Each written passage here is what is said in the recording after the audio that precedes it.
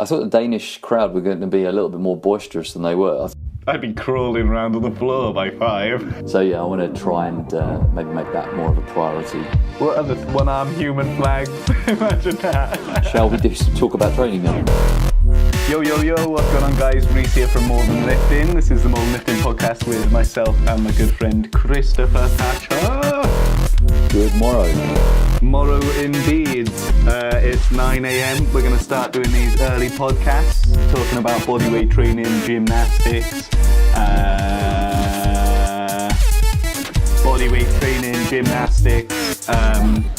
calisthenics, strength training, functional capacity movement. Chris is going to start doing the intros from now on.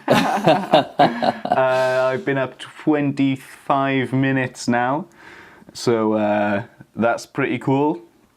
And Chris, how long have you been up? Is that an achievement?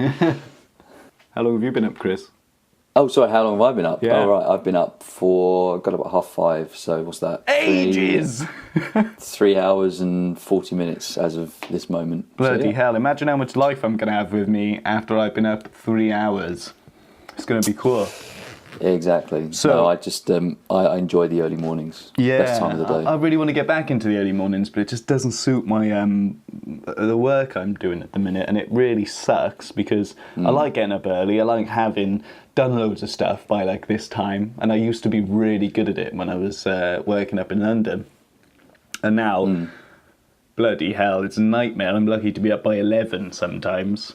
But recently, obviously, because I've been doing all this other work with my mates and stuff, and just like little handy bits here and there, it's I've had to get up early. I've had to kind of force myself back into it, and now I'm quite comfortable getting up early again, and it's really nice.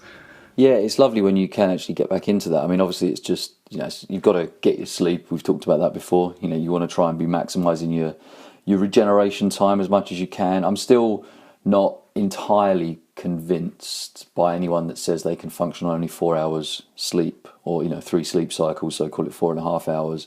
I think it's a survive mechanism. It's not a thrive mechanism. It's not something that allows you to be your best physically and mentally. And there are going to be those outliers. There are always going to be the exception to the rule. But I think trying to force yourself to adapt to that could be far more harmful than just embracing the your natural cycle patterns and allowing your body just to do what it has to do. I think sometimes you can listen to too many self-help or development recommendations, and people will say what worked for them, and that aligns with everything. So even listening to this, people should be very cautious of the fact, I think, as we've explained before, that just because we say this is what worked well for us, we always want you to take it with a pinch of salt, insofar as that it may not work quite the same for you as it did for us. So it's all got to be very, very subjective. It's just suggestions to try out, sample, experiment, as we do when we listen to other people as well. But the sleep thing is one that when people say, oh, you can, I've heard people say you can get by, you can definitely train yourself to get by on that stuff. And it's like, yeah, the body will adapt to it. Whether that's the right thing to do or not is another thing entirely. So in your case, you're just kind of getting as much as you possibly need to. If you're not, I think I looked at your WhatsApp this morning and you were still awake at about 2 a.m. So, fair play for getting up this early. For realsies. Yeah. I what? Were you on Snapchat? I used to... Sorry? Were you on Snapchat? No, I was on WhatsApp. Messaging you sexy bastard. You messaged me. You didn't message me about 11 o'clock. You didn't message me at 2. What were you doing between 11 and 2, eh? Oh, no. Oh, you've caught me. I've been cheating on you, Chris. I've been out seeing other people. Were you recording other podcasts? No one else will talk to me. I used to sleep fuck all. I used to be not an insomniac, not really bad at least, but I used to survive off very, very little sleep. And even when I was in London, I used to survive off like 5 hours sleep a night or something like that. But since I've been kind of back here, it's been... I just haven't been able to function off it anymore. And it's been really weird because it's been based on job changes, which is mad. Like, wouldn't think that would affect you so much, but maybe it's just my age, because I'm catching up with Chris now. But it's really it's crazy. I don't get it. I used to sleep. I never used to need to sleep so bad. I used to be able to wake up and just snap out and just be there. Do you know what I mean? And now I've got used to like waking up in my own time, waking up nice and slowly, and it's been really good for like maintaining relatively decent sleeping patterns. But it's ruined my ability to get up early and be functional, especially off a smaller amount of sleep than I'm used to, which has become like a kind of 8 or 9 hour thing. Sure. But that could be relative to your age. It could be relative to your activity levels. You know, there's lots of different reasons why your body will do a certain thing at a certain point in your life. Yeah. Generally speaking, so that may just be a sign of where you're currently at on a sort of physical, mental level. Because like we talked about before we got on this call, just to sort of bring everyone up to speed, we were talking about always feeling behind on your work and always feeling like you're playing catch up. And what you'll find now is because you're working so much on your own business, that is such a mental fatigue. You don't realise just the amount of energy that your brain constantly whirring on that level is consuming. So, it's not surprising. I mean, I'm I sleep like a baby, and I know, if I look at how much physical activity I put in through the day versus how much mental activity I put in during the day, I know where the largest part of my fatigue is coming from. Yeah, that's probably true. I do a lot of deep thinking. Not deep thinking, but like stressing out about stuff. There's a big difference between the two, but yeah, okay. I know, that's what I had to change what I said. But meditation, my friend, meditation. You know what? That is it. I need to get back on meditation. I haven't been meditating really recently, and I was at the start of the year over Christmas, and I was right in on it, and I need to get back onto it. I need to, because I feel the pull, the mind pull. I feel the stresses and the aches and the other things. Yeah. So anyway, guys. I do have some news. Me and Chris decided after our half hour of power episode last week that we're going to try and keep these kind of podcast times down to about the 30-minute mark. Try being the operative word there. Yeah. At least for the time being, just because we are trying to juggle so many things at the minute. Mostly Chris, and he keeps moaning about it. But it's true for me too. And so I think it's a really good idea for us just to kind of trim it down a little bit, get to the point. He says 7 minutes in, still doing the intro. But at least for the time being, just to cut it down, just so we can get on top of it. Another little thing. And deliver the most amount of value to people listening. And deliver the most amount of value. I also want to apologise about one thing, and that's me slacking. I'm behind on my show notes. And by the time this comes out, and I make a challenge to myself here, I'm going to be caught up with my show notes. Not only that, but that includes this episode too. Wait, when are we publishing this, Chris? This will be going out on Friday, the 17th of February. Bollocks. Right, so by next week, I'll have caught up with my show notes.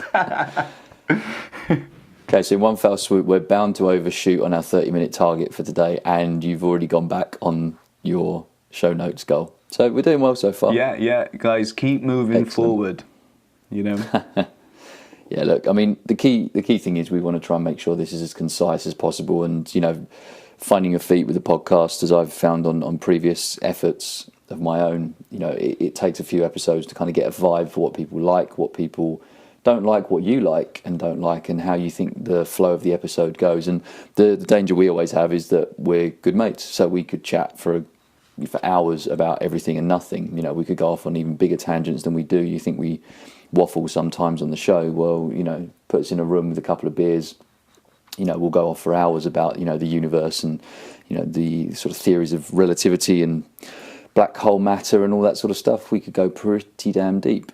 But we don't do that here, and that's not what it's about. So, maybe in the future we'll do another show that's just us purely waffling, just having a very general conversation, kind of Joe Rogan-esque 3-hour-long epics. But I think for this, we'll try and keep it as concise as we can towards the fitness, training, nutrition, and general physical well-being, with a little bit of mental health stuff thrown in for good measure as well. Yeah. And hopefully some embarrassing stories. Yeah, because, you've got to keep the humour level up, haven't you? Yeah. Yeah, definitely. I almost died yesterday. I was That's not quite in keeping with being humorous. a 3-story building, loft extension.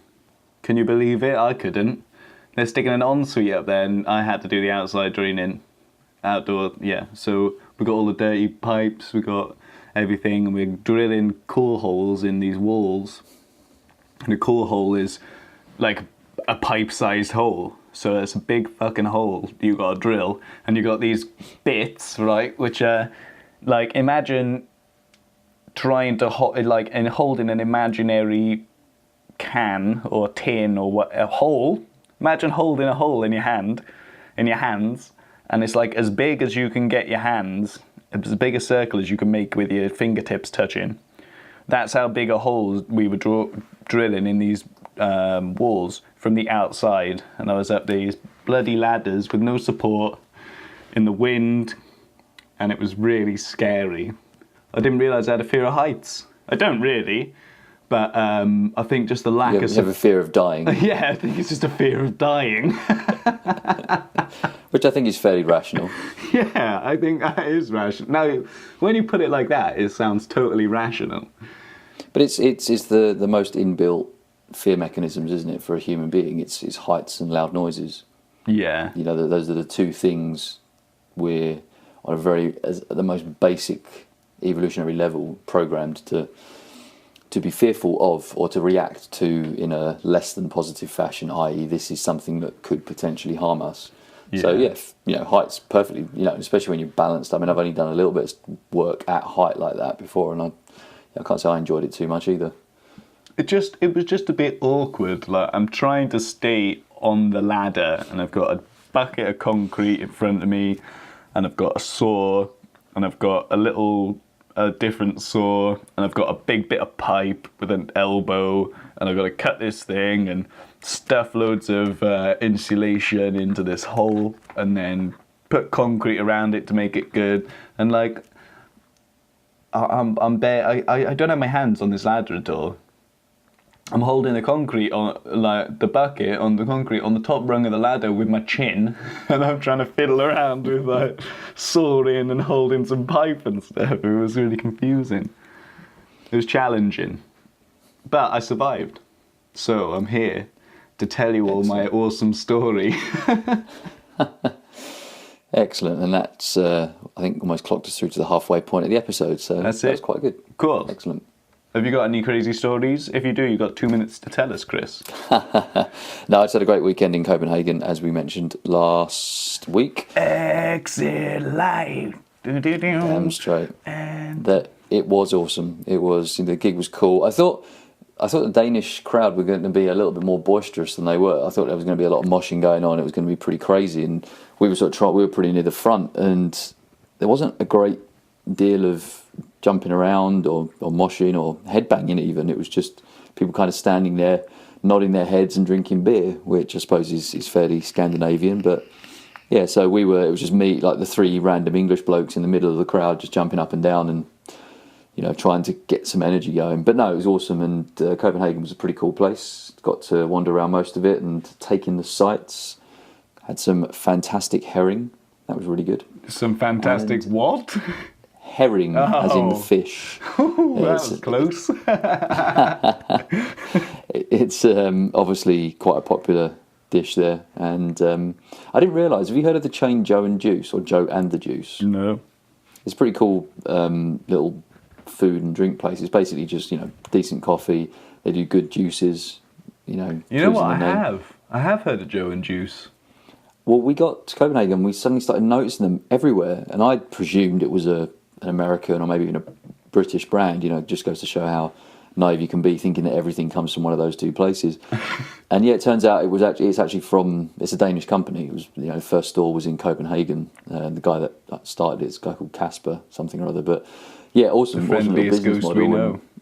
Yeah, I was quite enjoying their juices actually while we were there, just trying to detox from the few craft beers that we were having of a night time. So it was a nice little way of kind of trying to balance out the acidity of the beer with some nice veggies in a good juice. But yeah, recommend that because that was good. But yeah, Copenhagen generally, pretty cool city. Awesome. Good fun. And the beer was really good, actually. I'm not a big ale drinker, but my friends are, and so I ended up drinking various different craft beers and ales, and yeah, it's quite enjoyable, actually.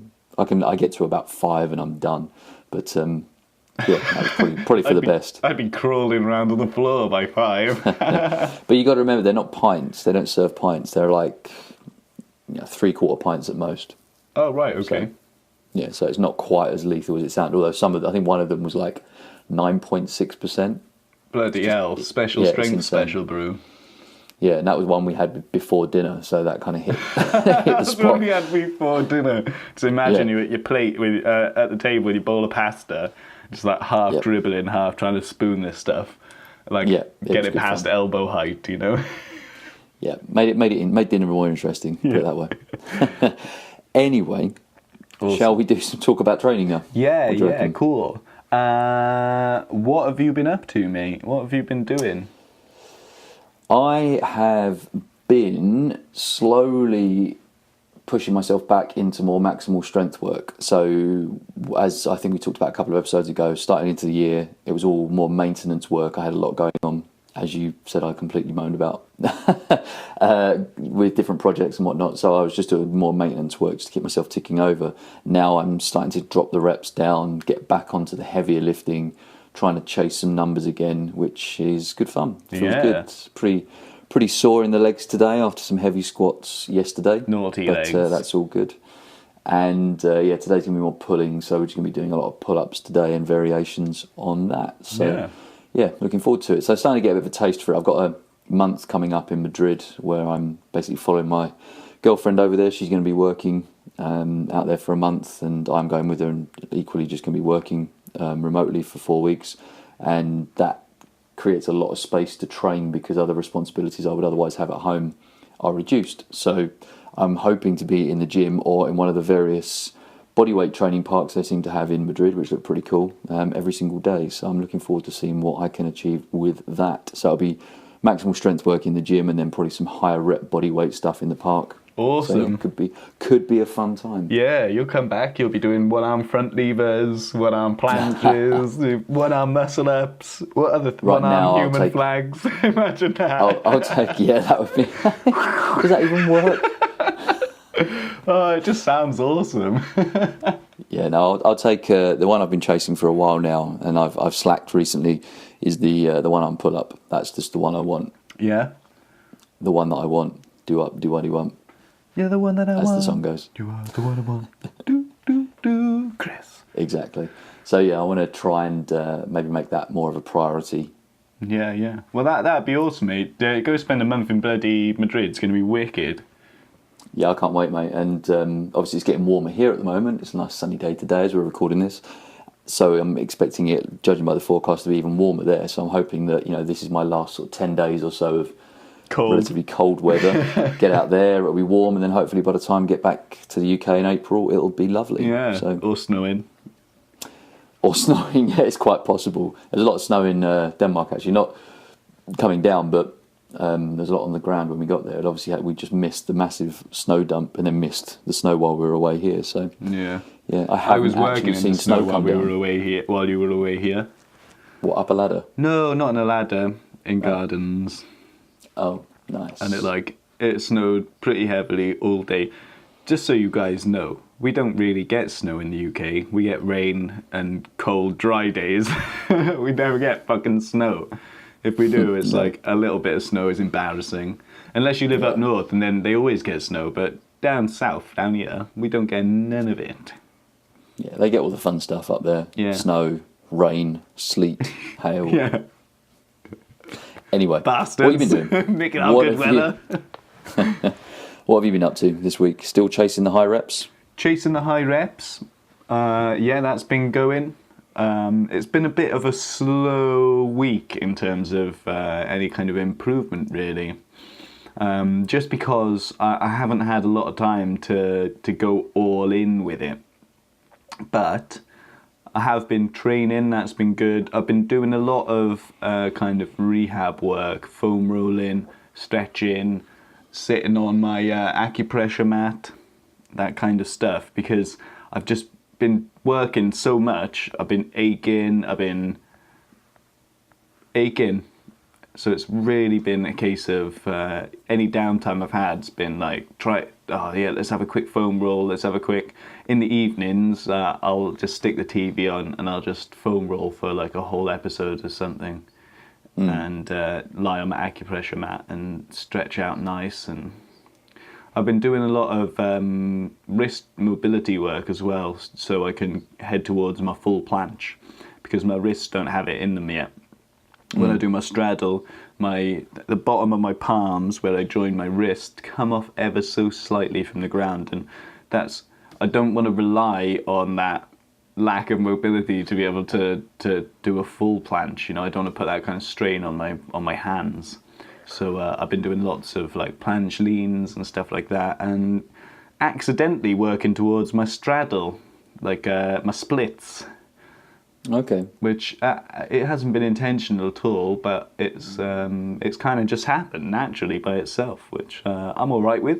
Never been able to do the splits before, so why not see where it goes?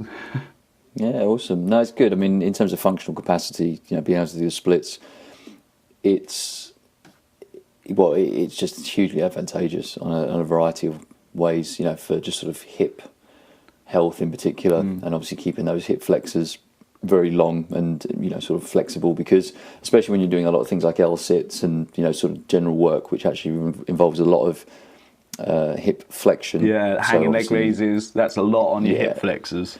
Exactly. Being able to then just get to the end of a session, or even, as we'll talk about in a second, because we wanted to chat a bit about flexibility today, doing it in the mornings. With 5 minutes to go. Yeah, exactly. Yeah, just an afterthought. But yeah, just, I found that a massive change for me was really sort of drilling down and trying to improve on my splits. Luckily, I've always kind of done quite a lot of stretching around the hips anyway, so it didn't take too long to get down into a good split position. I'm not currently at the floor on a front split, and certainly a side split. That's always a hard one to chase unless you're really disciplined on it, but the front splits are just great. If you get yourself into that split position, the inclination is obviously to turn the back foot out, so it's the instep into the floor. Yeah. What's really lovely is if you actually turn it so that the top of the foot on the back leg is pressing down into the floor, so you almost like you're kicking the floor like a football.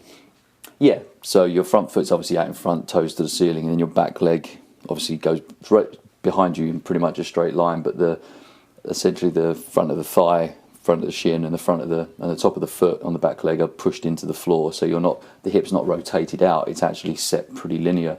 And then what you'll find is obviously that's going to really stretch out the hip flexors in a massive way, which is a great stretch, and it's good for developing the standard split, which is with the instep into the floor, because it just opens up the hip flex, and especially as guys, and girls to some extent as well, our hips are just naturally pretty tight, for a variety of different reasons, but mostly because of that's the way a lot of people tend to spend their days, which is in a seated position with a lot of flexion going on through the hips. A lot of lower back pain actually originates from people having very short hamstrings and short hip flexors rather than the back itself being problematic. Yeah.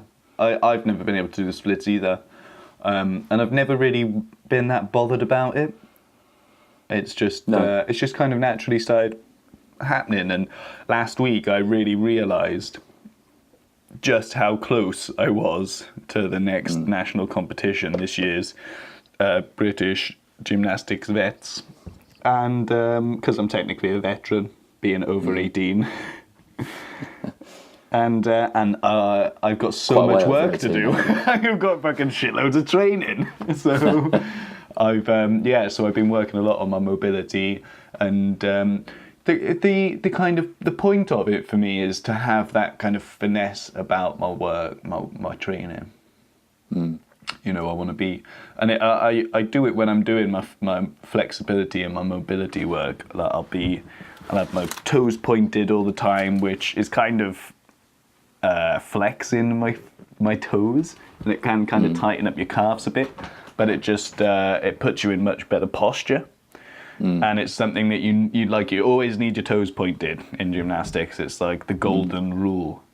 Toes pointed, pointy toes. If you don't have pointy toes, that's automatic deductions. And I can't deal with that. But there's a lot of training I need to be doing. So working on my flexibility, my mobility, and overall kind of just muscle and tension health, like, my postural health. That's going to have huge benefits going forward. And so it's really important that it's kind of good that I've naturally stumbled into it, because that's kind of where I need to be at the minute anyway. Yeah, no, it's interesting, and it aligns with something I fervently believe is, I'm getting to a stage now in terms of training, and I guess age as well, where I'm just learning so much more to listen to my body, and sometimes it wants to really go through stretches, and there's a real big difference between what your mind wants to do versus what your body wants to do, or what your mind's telling you, what your body's telling you. And I think we have touched on this before, but I'll reaffirm it. Your mind, more often than not, as a survival mechanism, will tell you to do nothing. It'll tell you to sit on your ass, watch Netflix, eat some high sugary, fatty foods, because it's exactly, there you go. It's just there to look after you and ensure your survival. That's kind of one of the most inbuilt aspects of the human psyche. However, what your body will tell you is different things. If you sit around for an extended period of time, your body will more often than not tell you it wants to move, if movement plays some part in your life on a regular basis. But then, sometimes my body feels really, really responsive to stretching. Other times it doesn't. Equally, it feels really responsive sometimes to doing strength training. Other times it doesn't. So just really trying to fit into that as much as you can. And obviously, if you've got a plan, we've talked about the importance of having a program in the past, and I think it's still much more important to turn up to training with an idea in your mind of what you want to do, but also any given day, week, or even month, i.e. general program cycle, that you feel that maybe your body's going to respond better to something and over something else. Maybe start planning that in, or don't be afraid to be flexible and pivot and change things around a little bit, up the reps if you're feeling more endurance based. If you're feeling like it's a good day to go heavy, maybe go heavy. Don't be afraid of deviating too much from the program. I think programming by its very nature can mean people get a bit too rigid in their approach to things, and because it's on the plan, I have to do that today. Well, sometimes, or I can't do something else because it's not on the plan.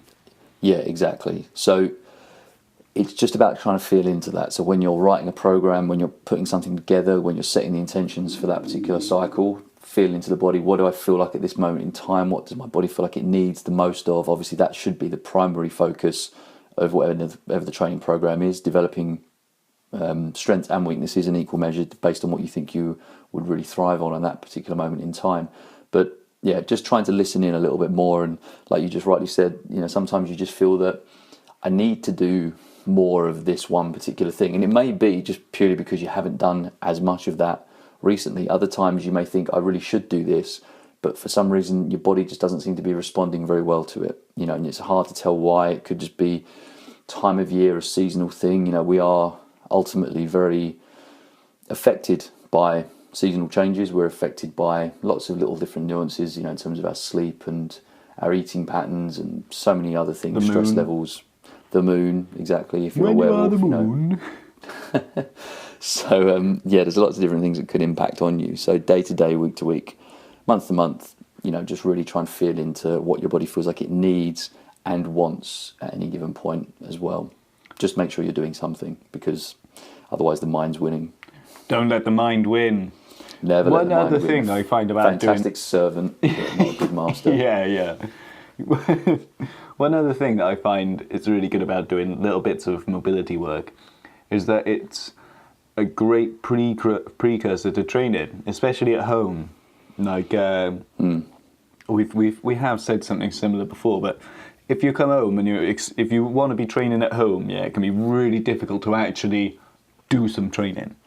You can want to, and you can set yourself up. You can buy your door frame, pull-up bar, you can buy your dip bars, you can buy your rings, and you do nothing. It all sits in the cupboard all the time, and you never do any training with them. You just watch TV and go, I'll go home gym, yeah, I'm getting strong and fit in it.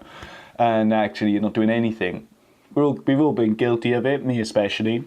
But I find if I do any kind of little bit of mobility work at any point, the natural next step for me is like do some handstands, do some whatever, like do some training. And I'm not sure if it's from just training where you do a little bit of a stretch and a warm up and then you're like, boom, ready to go, bang, or whether it's like just a general kind of pre-framing thing I've ingrained in myself that I've become like indoctrinated with almost, you know, where like some kind of crazy NLP trigger where you're like, oh, I've done some stretching, now it's time to work out. Yeah. Well, it's a low barrier to entry. So if you're in a state, it's like with writing, you know, another perfect example. If you tell yourself, oh, I need to sit down and write that first chapter of the book that I've been planning for the last 10 years, there's a good chance you're not going to do that, because that's something that's so far out of your comfort zone, because you just made it so much bigger than just writing. You've made it, this is the start of my book, which, you know, is a very emotional thing. Likewise with training, if you aren't particularly in the mood, if you're feeling particularly low energy, if you say, I'm going to have a workout, that's a very different deal to make with yourself than just saying, I'm just going to do a few stretches. So you start very small. So likewise with the writing, if you just start writing anything, there's a great quote which for the life of me I don't know, and I think I've cited it before, but there's a great quote I don't know. No, sorry, I remember the quote. I don't remember who actually said it, but it was a friend of mine who's an illustrator said it, and it's about drawing, and it's, you know, every artist has 10,000 bad drawings in them, so best start getting them out whenever you can. And it's the idea that he sits down with a blank piece of paper when he knows he has to do something that's actual work, and he'll just start drawing circles. That sounds like just a by Stephen virtue of getting his hand thing. moving, you know, all of a sudden he starts to create something that actually has a little bit more meaning to it. So likewise with the writing, if you just start writing, doesn't matter what you're writing, you could be just writing about your day, it could be writing about, you know, something you would like to do, it could be just on a particular one single topic, you know, a word you pick out of your head and just say, I'm going to write about that. It starts the momentum. And likewise with the movement, it's exactly the same thing. The stretching, the mobility builds momentum. So you do a little bit, you feel like you want to do a bit more. Obviously blood flow starts to increase, body temperature starts to rise, you know, adrenaline, your body's starting to be primed and made ready to do something more, which is great. In the zone. Yeah, exactly. So you're just getting yourself into a state where you feel like you can do more, and then more, and then more, and you build on it. And I think it's why some sort of morning movement is a great way of starting a day. So kind of going back to some stuff we talked about earlier in the episode, you know, we talked about meditation, talked about sleep as well. I mean, sometimes it can be a bit difficult to really get yourself going in the morning. And there are days, you know, I would quite happily roll out of bed and just roll straight onto the sofa and then put the TV on and spend, you know, a fair few hours there. Luckily, I can't generally spend a day in front of the TV now because it would drive me insane. But we all have that capacity somewhere in us to do it. You know, no matter how disciplined or successful people are, we're all still fallible, we're all still human. So having some sort of morning routine is really key. And I won't go into the details of that in too much detail as to what I do. And also bear in mind, like I said earlier in the episode about things being subjective, just because I say I do something doesn't mean you should. You just have to find the best version of these things for you. So for me, getting up in the morning, really important things like making my bed, brushing my teeth first thing, just little disciplines that start to engage my brain into a state of, okay, we're going to be doing stuff. We're not just going to be being. We're not just going to sit and exist today. We're actually going to have some sort of determined function. And then from there, take that into some meditation, take it into some movement, then some breathing exercises, and then journaling. And then I'm kind of ready for the day. You know, my body and my brain are pretty much primed to do whatever I then expect it to do from that point forward. And doing the movement first thing, and this ties back in lovely with stretching, because first thing in the morning is a great time to stretch for developmental work. So like you were saying about your splits, great time to do it first thing in the morning. Obviously it can feel much more comfortable, and like you get a better range when you do it post training when you're already warm.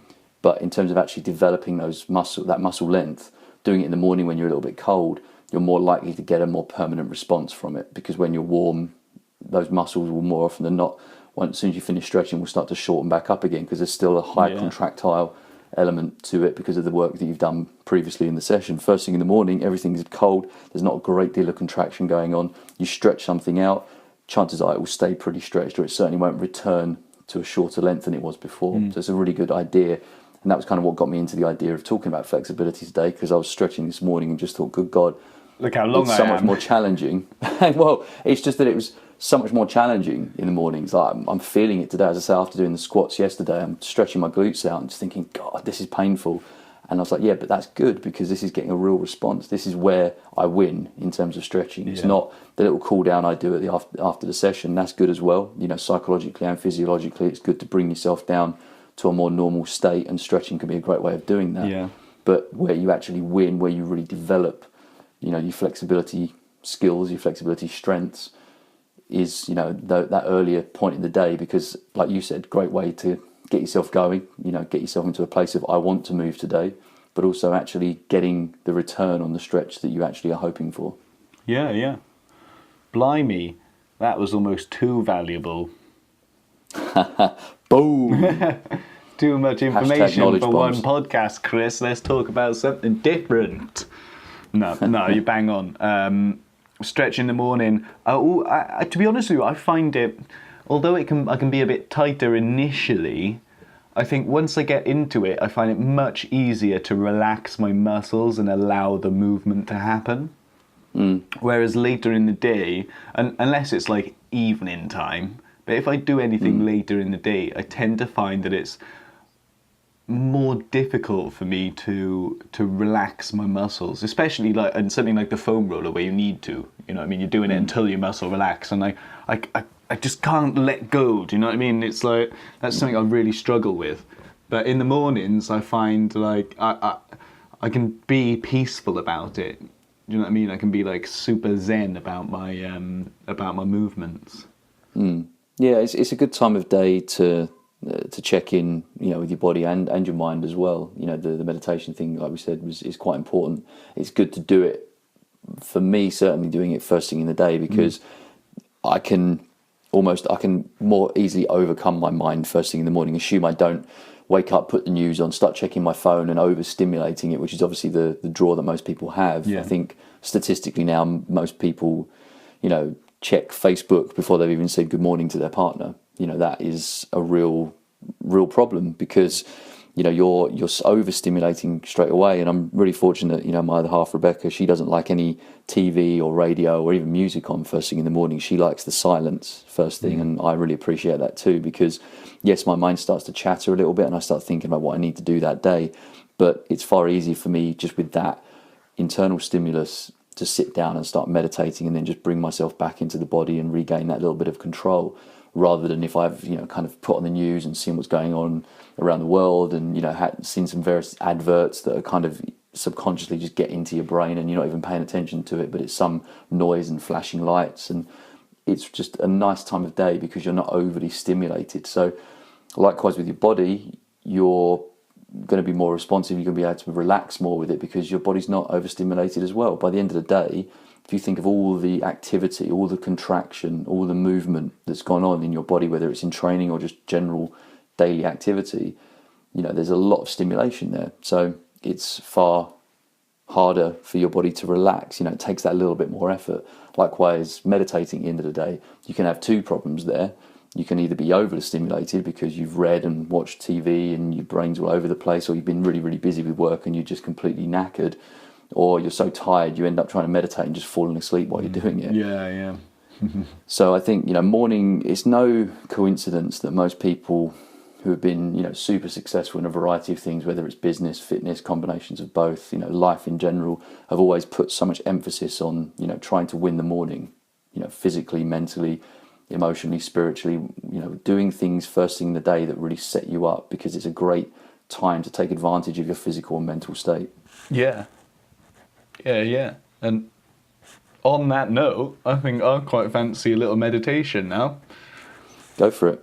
And yeah, we're a little bit over, but that was always going to be the risk, wasn't it? Yeah. Well, it was the second time we were going to do a half-hour episode anyway, so yeah, I think we've done all right. Right, guys. Okay, cool. So, Chris, that was some great stuff about flexibility and stuff. So I'm really grateful for you coming on and telling all my friends about your stuff. Pleasure. Always a pleasure. You know, I'll talk about this stuff until I'm blue in the face, and I haven't even had a coffee yet. Can you believe that? I haven't either. And I think that's I'm out of words. back to bed for you, son? No. I'm up and about. I'm going to go and play badminton today, and then I got gymnastics later. Man. So it's quite a busy day. Plus, I've got loads of work to do, loads of writing. So actually, it made me think. You saying about playing badminton. That's something we haven't covered as much, I think, on the show, which maybe is a good one for next time around. Is the importance of play. Outside of your training disciplines. I think we've talked about, playing within your training, but doing stuff outside of it. But, we'll just set that up as a little teaser for a future episode, because that's something that I'm now, in terms of my own coaching practice, trying to integrate even more. Yeah. Here's something I encourage as well. That is a great one. Guys, come back next week for our play outside of training episode. We're going to do it live, play badminton. Sounds good. Why? Do you reckon we could do that? Well, actually, I've actually just... Welcome to More Than Lifting. Oh, shit. It was out. It was in. It was out. Yeah, no, I don't think that'll go too well. No, or we could just, go out and try and just keep a shuttlecock moving over the net consistently for the duration of the episode. What do you reckon? Yeah. Well, we can do another in-person one next week if you want, mate. Probably not next week, mate, I'll be honest, because I'm, as much as I would love to. No, it's my last week before Madrid, so I'm going to be running around trying to that's fine, mate. Sort a few different bits and pieces. But possibly, I don't know, we'll see. Aren't I due to be seeing you tomorrow? Are you coming into town tomorrow? I'm not going to be able to tomorrow. Boo. I know, boo me. Boo this man. You suck. Yes, I'm not. You have to say hi to everyone for me, though. But I'm not going to be able to get up there, sorry. Never mind. I'll let you off just this once. Yeah. Okay, cool. Guys, we're going to wrap this one up now because, as you can tell, we're both running out of things to say. Right, rock, paper, scissors for the finisher, Chris. Ready? After 3, 4. 1, 2, 3, rock. Rock. What? Ooh. Double rock. Okay. Controversial. Yeah. That never happens, does it, in rock, paper, scissors? Double rock. I think I got a suspicion my rock was bigger than your rock, though. So probably was, actually. Right, okay, round 2. Ready? 1, 2, 3, shirt. Rock. Shirt? Yeah, shirt. Is there a shirt laying on the floor in front of you? No, it's just in my cupboard by there looking at me. Oh, right. All right.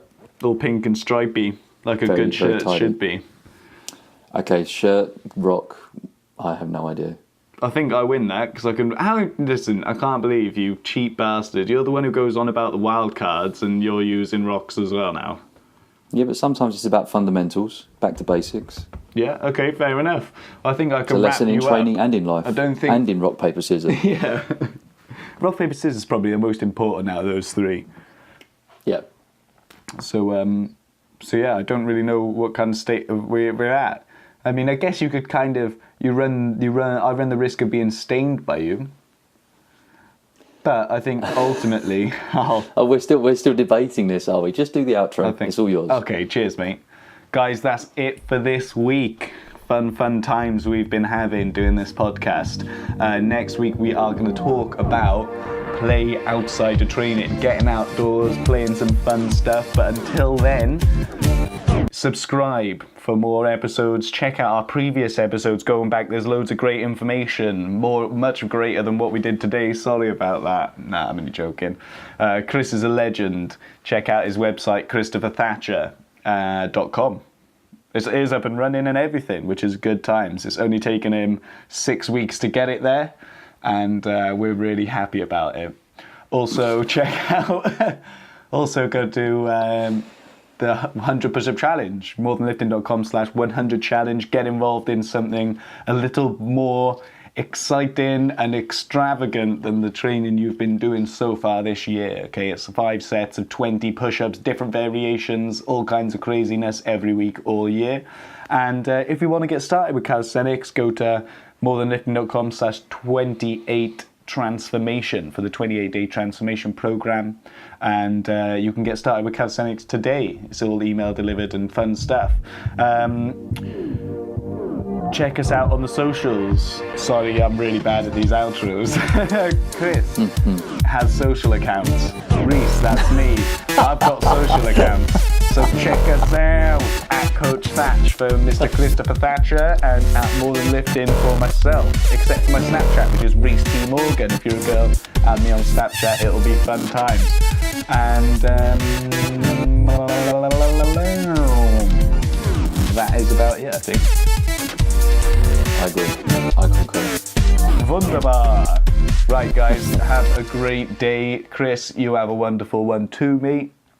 You too, mate. Good luck at badminton. Thanks. I'm going to smash my mate Alex. He's going down. He played these. He's been playing these other guys recently and not inviting me. And he keeps going on. Oh, I keep winning. He's playing some guys who just never really played badminton before. So I'm going to go and school him today. Excellent. Even though he's like a foot and a half taller than me, so he can just stand there and reach everywhere, and I'm going to be running around like a nutter. But it'll be good. Great conditioning, though. Yeah. Great stability work, reactive training. It's cool. Yeah, but we'll get into that next week. Yeah, we'll get into that next week. Woo! I'm so excited. Actually, you know what, Chris? I am starving. I'm going to go and have a hemp and fruit smoothie right now, and it's going to be awesome. Lovely. All right, good mate. man. Enjoy that. Go and enjoy your day, and I'll catch up with you soon. Cool. See you later, everyone. Have a good one. Bye-bye. Bye. Keep in touch with yourselves, and yeah. Oh, dear.